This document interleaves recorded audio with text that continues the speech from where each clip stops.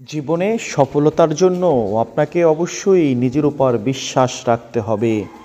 আপনি নিজেকে বিশ্বাস করছেন না, তাহলে অন্য কেউ আপনাকে বিশ্বাস করবে না।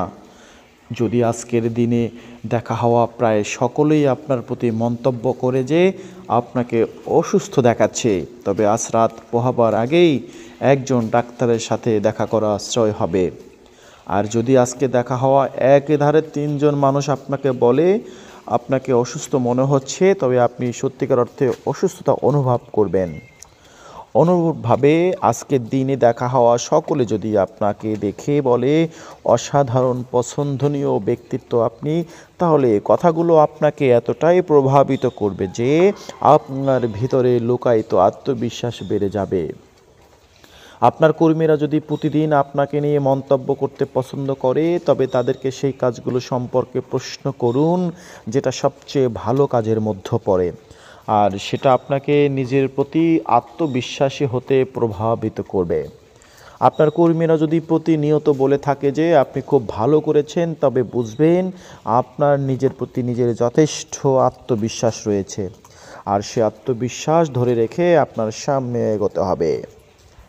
যারা এই সত্যিকাটাকে জানেন তারা বলেন একজন মানুষের স্ত্রী তাকে সাফল্যের চূড়ায় আরোহণ করতে পারে শুধুমাত্র প্রতিদিন তাকে কাজ করতে যাওয়ার সময় একটা সুন্দর হাসি আর উৎসাহ যোগানোর মতো কোনো কথা যদি বলে থাকে, যাতে করে আমাকে যেভাবে আপনি সাহায্য করেছেন ঠিক সেভাবে আরও সাহায্য করতে পারেন। কাউকে সাহায্য করার ক্ষেত্রে টাকা দিয়ে সাহায্য করা ছাড়াও আরও অনেক রকম সাহায্য করার উপায় আছে, আর সেটা একজন মানুষের জীবনে এক অনাবিল আনন্দ বয়ে আনতে পারে।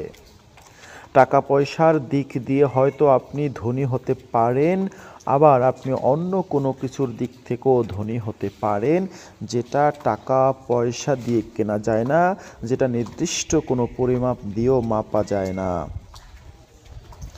যেমন আপনি যদি কারো শিল্পায়নে সাহায্য করতে চান, তাহলে প্রথমে আপনাকে নিজের উপর আস্থা অর্জন করতে হবে, আর এটা হলো যে কোনো কিছু অর্জনের প্রথম পর্ব।